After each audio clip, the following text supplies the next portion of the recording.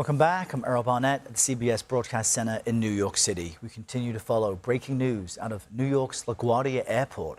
Officials have confirmed 2 pilots of a plane were killed when it collided with a fire vehicle on the runway late last night. CBS News senior transportation correspondent Kris is following this story. He's standing by at Phoenix Sky Harbor Airport for us. Kris, good morning.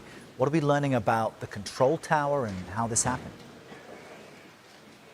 Well, certainly there are going to be a lot of questions around the workload on the controller that we hear on the air traffic control audio. It appears the same controller that cleared this fire truck to cross the runway was also working an emergency across the airfield. A United flight had aborted its takeoff after a warning light came on in the flight deck. After aborting its takeoff and moving off the other runway at LaGuardia, that pilot reported that there was an odor in the cabin and that they needed emergency vehicles to respond.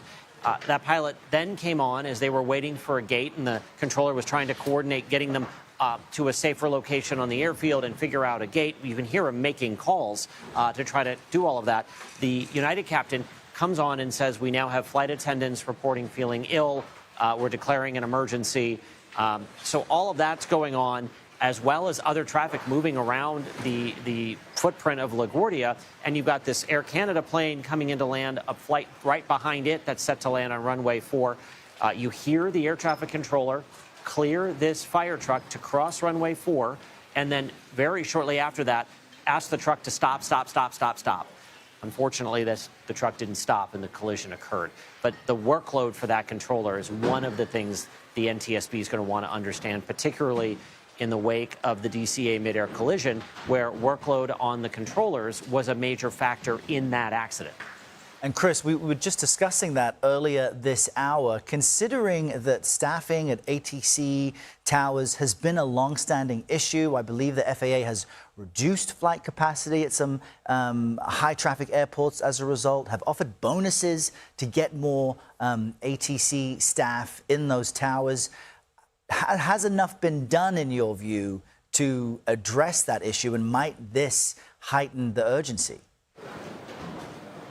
Well, so one of the challenges, particularly with the New York City airspace, is it is so complex and so complicated that these are senior controllers. These are folks that go through special certification to work in that airspace. You can't just surge in any controller into the New York City airspace. It can take up to a year or more to fully certify a controller to work at the 3 New York City area airports. So, yes, staffing is a problem generally across the air traffic control landscape. It takes years to train controllers, so there is not a fast solution to that. You've seen the FAA try to supercharge, in their words, hiring of controllers, getting them into training, but it will be years before that shortage has been fully addressed.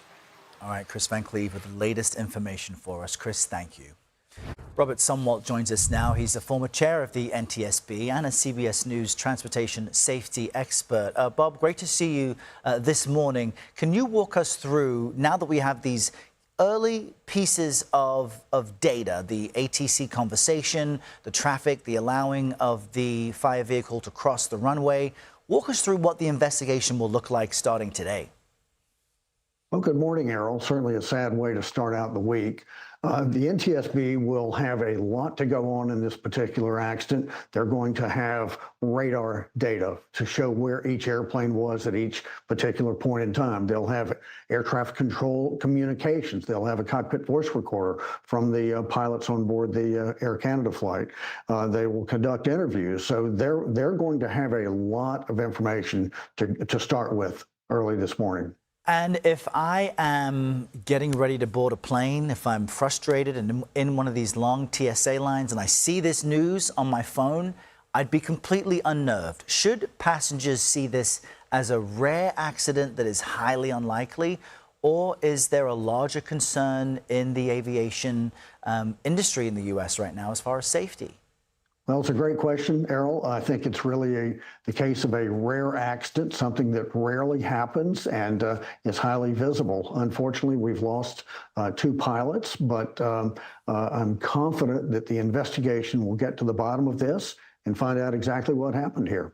And just from what we know, Bob, if one individual was being tasked with managing traffic on the ground and in the air on an overnight shift in an airport for New York City, is that rare and unusual, or might that be just the confluence of events like a sick out or other staffing issues? Well, yeah, certainly the NTSB is going to want to look at the staffing in the tower. Was it what it was supposed to be? As Kris Van Cleave pointed out, that air traffic controller, that one controller had a lot going on. Were there other controllers in the tower that could be assisting? So the NTSB will sort all of that out, and I think they'll do a good job based on my experience working with them for 15 years. That's right. All right, Bob Sumwalt, great to speak with you this Monday. Thank you. Thank you, Errol.